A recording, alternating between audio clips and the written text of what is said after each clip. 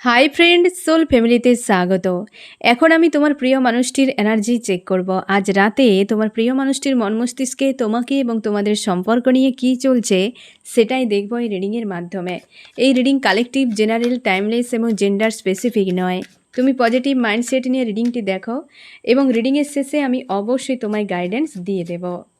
এখন যে friend reading দেখছে তার প্রিয় মানুষটির মন মস্তিষ্কে আজ রাতে কী চলছে, এখন যে ফ্রেন্ড রিডিং দেখছে তার প্রিয় মানুষটির মন মস্তিষ্কে আজ রাতে তাকে এবং তাদের সম্পর্ক নিয়ে কী চলছে বা কী ভাবনা চিন্তা করছে আজ রাতে। আজও ফুল মুনের এনার্জি রয়েছে ফ্রেন্ড, তো তার এফেক্টও থাকবে। আমি দেখব যে কতটা কি বদল এলো। পরিশ্রম করছে ফ্রেন্ড। আজকে সকালের রিডিংয়ে সম্ভবত এই কার্ডেই ফার্স্ট এসেছিল, হ্যাঁ না ফ্রেন্ড? যে সে তার নিজের উপর ফোকাস রেখেছে, নিজের কেরিয়ার নিয়ে, নিজের সেলফ গ্রোথ, নিজের লাইফের অনেক কিছু বিষয় রয়েছে যেগুলোর উপর কিন্তু সে কাজ করছে, মানে অ্যাকশান নিচ্ছে তার সেগুলোর উপরে। সবথেকে বেশি তার কেরিয়ারের উপরে, কেরিয়ার নিয়ে সবথেকে বেশি ভাবনা চিন্তা, এবং কি না কাজ তো করছে, মনের মধ্যে একটা সম্পর্ক নিয়ে খুব চিন্তার মধ্যে রয়েছে। এই সেম মেসেজ কিন্তু এসেছিল ফ্রেন্ড। তাই এটা আমি বেশি রিভিল করব না, কারণ তুমি জানো যে এটাতে কি মেসেজ দিতে চাইছে তোমার প্রিয় মানুষটি। আমি দেখব আরও কি চলছে তোমার প্রিয় মানুষটির মন মস্তিষ্কে। অর্থনৈতিক একটা ঘাত প্রতিঘাত হয়তো চলছে ফ্রেন্ড, বা তার আজকে হয়তো কোনো না কোনোভাবে তার পরিবারের হতে পারে বা থার্ড পার্টির কাছ থেকে হতে পারে, কোনো না কোনো এই কার্ডটিকে ক্লিয়ারিফাই করেছিল। তুমি হয়তো মনে রেখেছো কিনা আমি জানি না ফ্রেন্ড। তো সম্ভবত এই কার্ডটিকে ক্লিয়ারিফাই করেছিল, পরে আবার সঙ্গে এসেছেও একই জিনিস এসছে ফ্রেন্ড। যে তোমাকে ছেড়ে দিয়ে অন্য কারোর কাছে যে গিয়েছিল থার্ড পার্টি, আজ তাকে হ্যান্ডিক্যাপ করে দিয়েছে। তার জন্যই ভাবছে যে আমার অর্থ তো গিয়েছে, আমার প্রাণও গিয়েছে, আমার মানও গিয়েছে, তো আমাকে আবার পুনরায় সব কিছু তৈরি করতে হবে।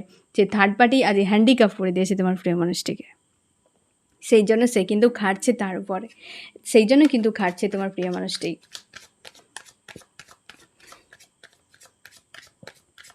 আরও কি চলছে তোমার প্রিয় মানুষটির মন মস্তিষ্কে আজ রাতে? বেশ মানে রাত হয়েছে তো ফ্রেন্ড, সকালের থেকে রাতের মস্তিষ্ক এমনিতেই প্রত্যেকের একটা ফ্রাস্ট্রেট, স্যাড, অ্যালাউন এই জিনিসগুলো কাজ করে, কারণ সারাদিন একটা পরিশ্রমের পর একটা ক্লান্তি চলে আসে। তোমার প্রিয় মানুষটির আজকে ফায়ার হয়ে গেছে। ফায়ার হওয়াটা স্বাভাবিক ফ্রেন্ড, ফায়ার হওয়াটা স্বাভাবিক। যে নিজের হাতে গর্ত খুঁড়ল আর সেই গর্তেই নিজেকে পড়তে হলো, তো ফায়ার তো হবেই। সে যে রাগটা সে কার উপর দেখাবে? নিজের উপর।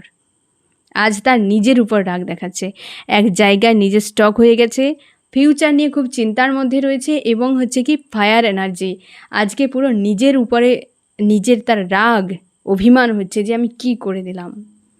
কিছুই করনি, তুমি নিজে গর্ত খুঁড়ে নিজেই পড়ে গেছো, এখন তোমাকে ভুগতে হবে না। এখন ফায়ার হচ্ছে কি করে? রেগে গিয়ে কি হবে? আমি কেন ফেঁসে গেলাম? তুমি কেন গর্ত খুঁড়বে?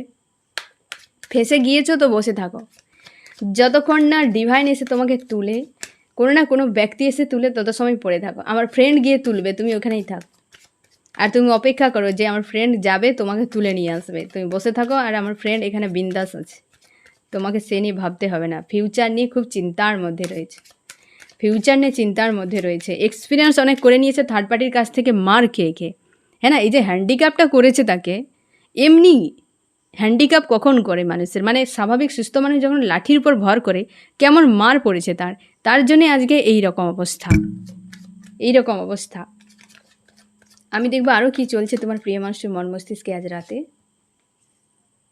অর্থনীতি নিয়ে বেশ ভাবনা চিন্তা করছে, মনে হচ্ছে টাকা পয়সা নিয়ে কেউ চলে গেছে, হয়তো অনেক টাকা পয়সা অহংকারে দেখাতো তোমার প্রিয় মানুষটি, হয়তো আছে তার কাছে, হয়তো তার পরিবার সেরকম, বা সে হয়তো টাকা পয়সা গেইন করে, সেটা নিয়ে হয়তো তার অহংকার ছিল, সেইটাকে ভেঙে দিয়েছে কোনো না কোনো ব্যক্তি, আর সেইটা নিয়ে খুব চাপের মধ্যে আছে যে যেটাই আমার ছিল অহংকারের বস্তু বিষয়, সেইটাই আমার কেউ ছিনিয়ে নিয়ে চলে গেছে, এখন তো নিঃস্ব হয়ে গেছে পুরো।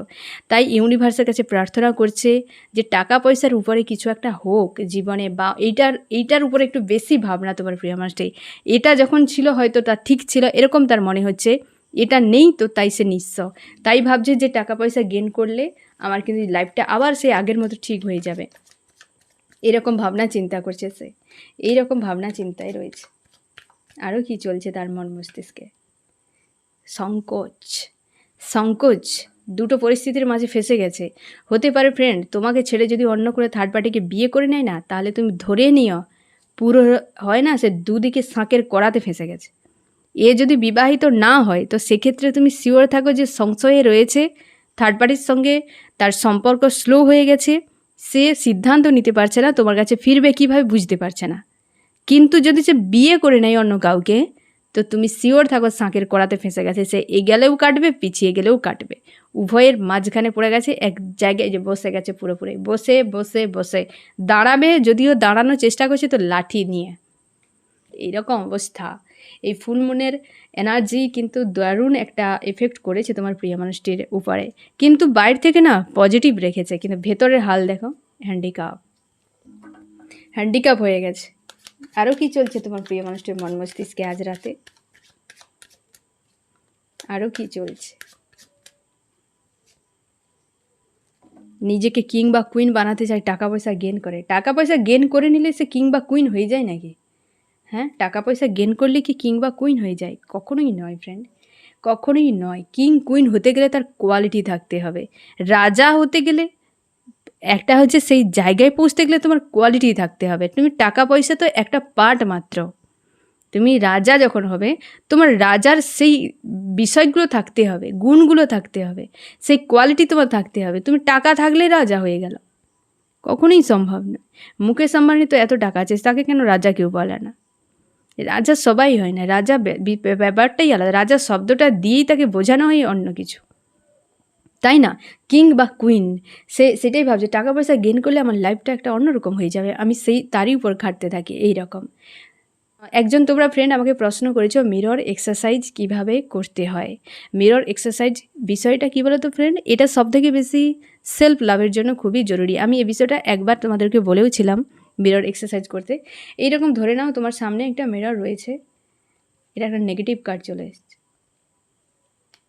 যাই হোক, তো একটা মিরর রয়েছে, ধরে নাও তুমি বড় একটাতে, যে তোমার বেশিরভাগ যেন বডিটা পুরো দেখা যায়, পুরো তুমি নিজেটাকে দেখছো এরকম। তুমি কোথাও টুলেও বসতে পারো, চেয়ারেও বসতে পারো, কিছুতে একটা বসতেও পারো, দাঁড়াতেও পারো, কোনো অসুবিধা নেই, যেন তোমাকে বেশিরভাগ অংশটা দেখা যায়।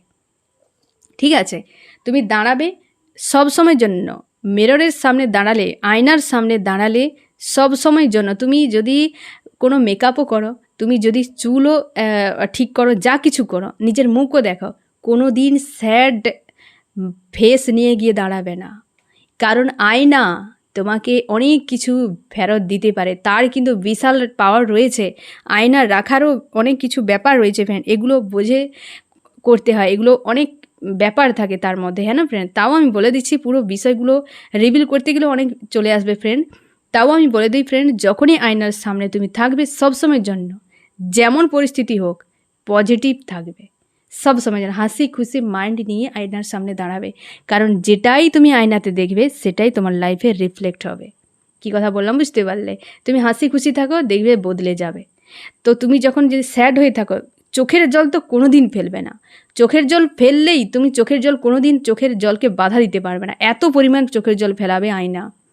তো আয়নার থেকে আয়না ব্যবহারের সময় সাবধান, ভাঙা আয়না তো একদম বাড়িতে রাখবে না, প্রচুর অ্যাট্রাক্ট করে ভাঙা আয়না থাকলে, বা ভাঙা কাঁচ কোথাও যদি রাখো নেগেটিভ এনার্জিকে আনবে, এবং সেই আয়নাতে কোনো দিন মুখ দেখবে না, মুখ দেখবে না কোনোভাবে। কোথাও দেয়ালে যদি থাকে কভার করে দাও, বা তাকে বাইরে কোথাও দূরে ফেলে দাও, এগুলো রাখবে না।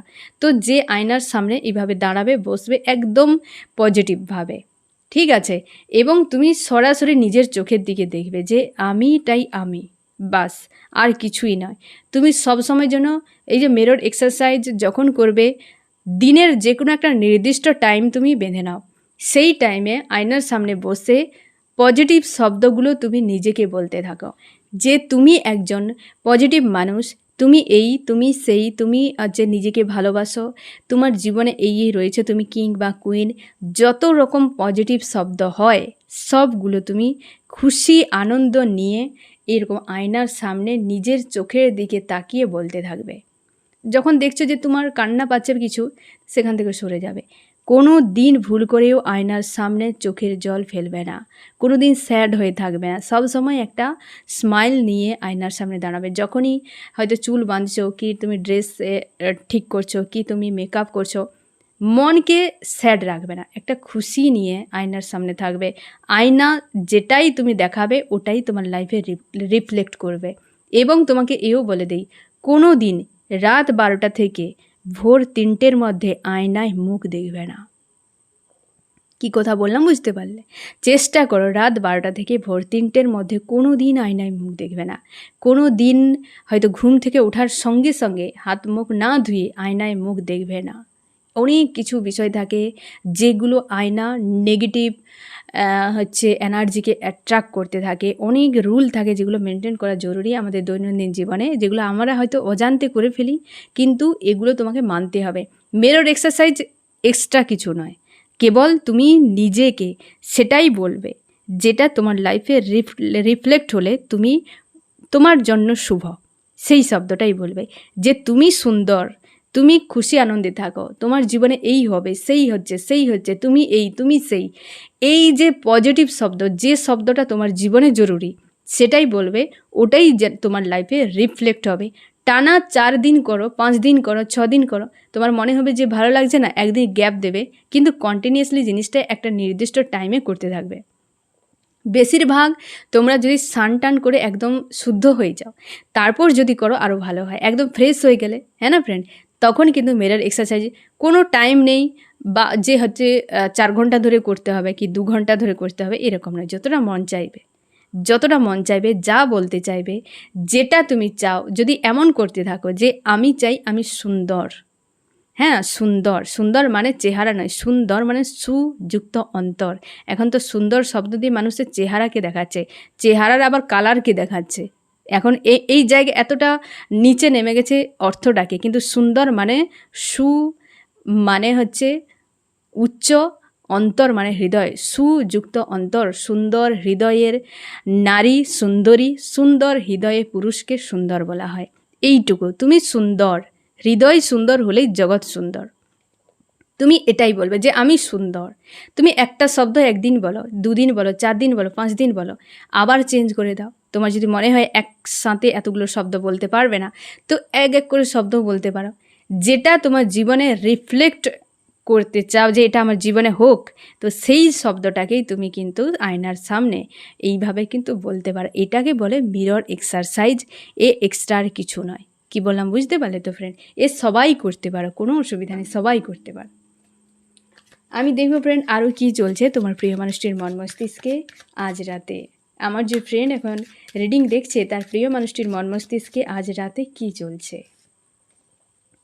ফ্যামিলি একটা রয়েছে ফ্রেন্ড, হতে পারে তোমার প্রিয় মানুষটির জীবনে যদি ফ্যামিলি এনার্জি খুব পাওয়ারফুল থাকে, তার পরিবারের লোকই তাকে হ্যান্ডিক্যাপ করে দিয়েছে। এটা হচ্ছে তার পরিবারের লোকের কাজ। পরিবারে কোনো লেডি রয়েছে, কোনো লেডি রয়েছে তোমার প্রিয় মানুষটির উপর হাবি, এবং তারা কিন্তু স্বার্থের সম্পর্ক একটা রেখেছে তোমার প্রিয় মানুষটির উপরে।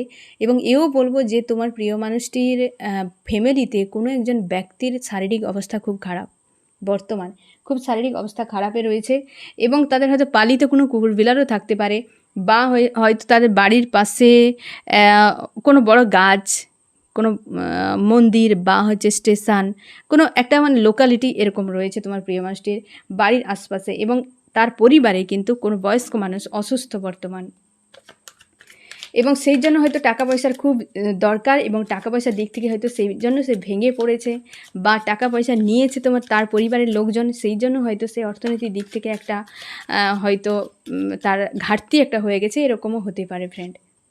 ডেভিল, হ্যাঁ না, আজকে খুব খুব খারাপ তোমার প্রেমাসটি রাতে। ডেভিলের এনার্জি আজকে বেশ পেনফুল অবস্থা, এক কথায় বললেই হয়।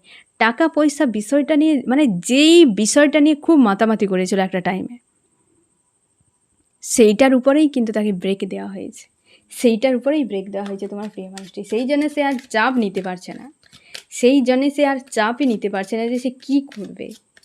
যেটাই ছিল সেটাই হাতছাড়া হয়ে গেছে। আজ স্যাড অ্যালোন এনার্জিতে রয়েছে। সে দেখছে একটা কোনো মানুষ তার লাইফে অনেক কিছু প্রোভাইড করেছিল, টাকা পয়সা তাকে দিয়েও ছিল, সেই মানুষটাকে প্রচুর খারাপ করে দিয়েছে। আজকে গিল্টি ফিল হচ্ছে তার জন্য। অন্যায় যেমন করেছে তার সাথে অন্যায় হয়েছে, কর্মা রিটার্ন এক টাইপের। যেটা তোমার সঙ্গে করেছিল সেইটা তার জীবনে সেম ফিরে আসছে। আজকে সে মুক্তি চায় থার্ড পার্টির হাত থেকে, থার্ড পার্টিকে ইনভলভ করেছিল, মুক্তি চায়। এখানে পুরো বিষয়টা একটা অন্যরকম মেসেজ।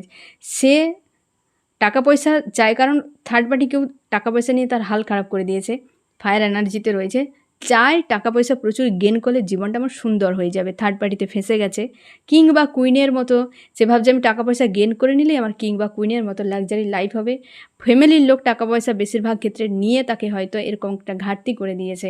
সে কিন্তু আজ সেই জন্য মানসিক দিক থেকে খুব ভেঙে পড়েছে, বা হচ্ছে হয় না ইগো, রাগ, এই ধরনের একটা নেগেটিভ এনার্জির মধ্যে রয়েছে। এই যে একটা ফায়ার এনার্জিতে একটা ডুবে আছে কোনো একটা পেনফুল পরিস্থিতির মাঝে, গিল্টি ফিল হচ্ছে, কারণ এককালে একটা মানুষ কোনো প্রোভাইড করেছিল, অনেক টাকা পয়সা তাকে প্রোভাইড করেছিল, আজ কিন্তু সে তার সাথে খারাপ ব্যবহার করেছে। সে ইমোশনালিভাবে জুড়েছিল আর সে তার কাছে চেয়েছিল স্বার্থ। সম্পর্ক কী করে থাকবে, তাই না ফ্রেন্ড? টাকা পয়সা দিয়ে সম্পর্ক টাকা পয়সা হয়, সেটা ক্রেতা বিক্রেতার কি স্বার্থের সম্পর্ক। কিন্তু মানসিক দিক দিয়ে সম্পর্ক হলে সে মানসিক দিক দিয়ে সম্পর্ক হবে, তাই না ফ্রেন্ড? তো এদিক থেকে সে থার্ড পার্টির কাছ থেকে নিজেকে মুক্ত করতে চায়, এবং সে আজকে গিল্টি ফিল করছে, তার আজকের রাতে গিল্টি ফিল হচ্ছে।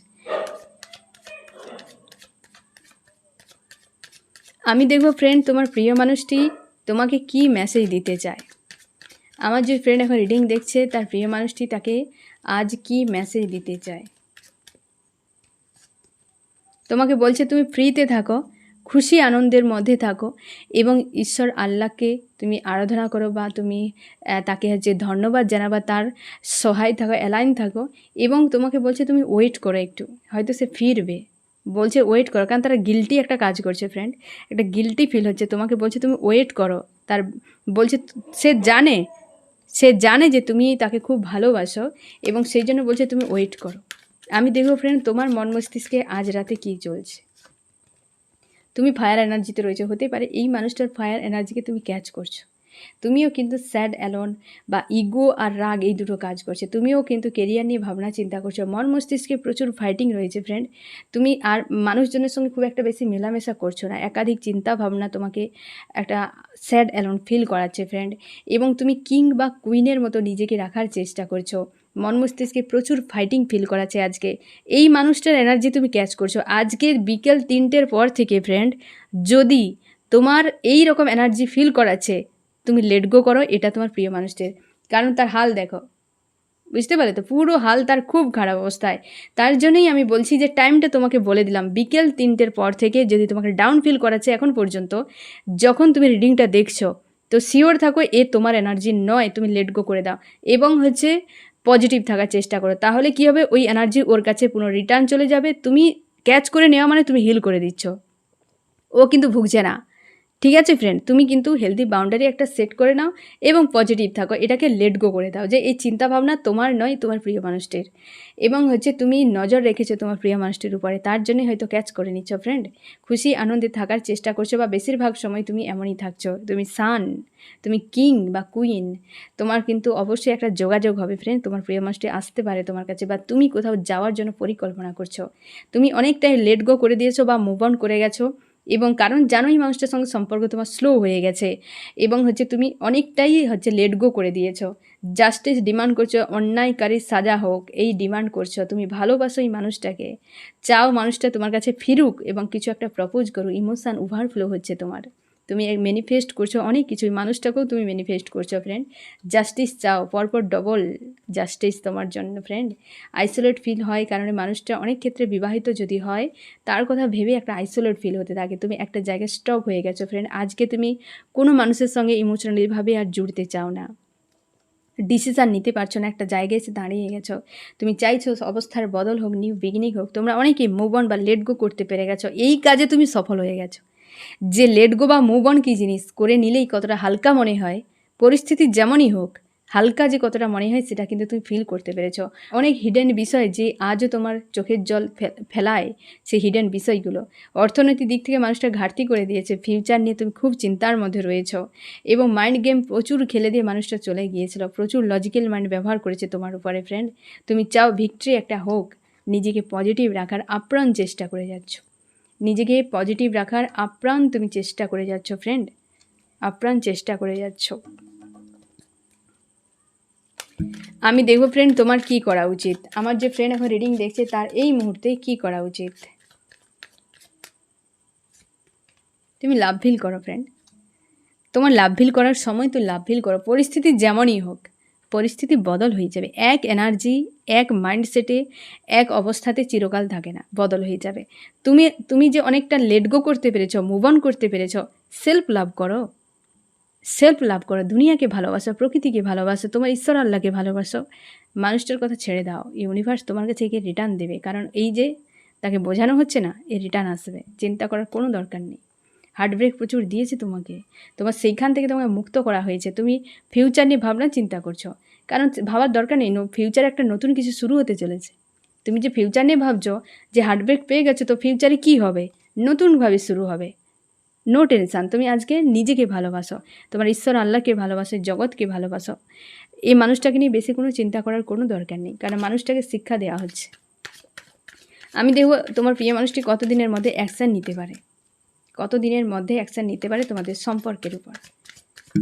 তুমি যে কোনো একটা কার্ড চুজ করতে পারো ফ্রেন্ড, 1, 2, যে কোনো একটা কার্ড। এই কার্ডটা যারা চুজ করেছো, কতদিনের মধ্যে ফিরতে পারে?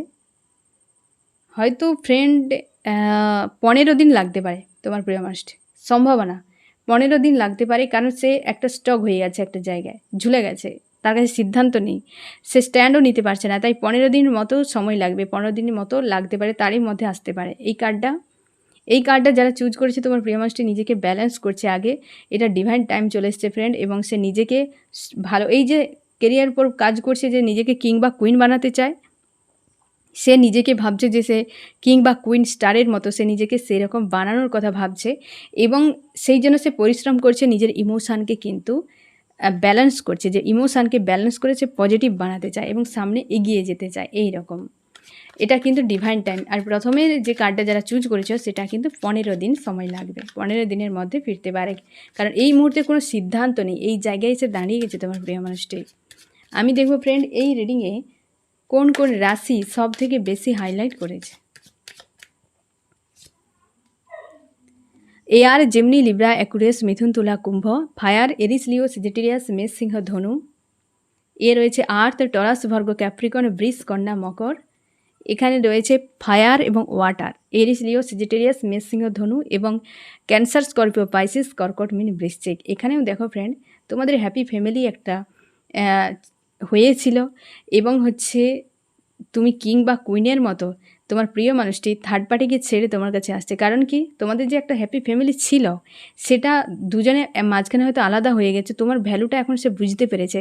থার্ড পার্টি যদি কেউ থাকে তার লাইফে, তাকে ছেড়ে তোমার কাছে আসছে, কারণ কি ইমোশান তোমার প্রতি রয়েছে, তার লাইফে কিং বা কুইন যে রয়েছে তার প্রতি ইমোশান রয়েছে, তাই তাকে প্রোভাইড করতে চায়, কারণ একটা টাইমে তার সঙ্গে কিন্তু একটা সম্পর্ক ভালো ছিল। ঠিক আছে ফ্রেন্ড, এই হচ্ছে তোমার রিডিং। কেমন লাগলো জানিও। সোল ফ্যামিলিতে জুড়ে থাকার জন্য অনেক অনেক ধন্যবাদ।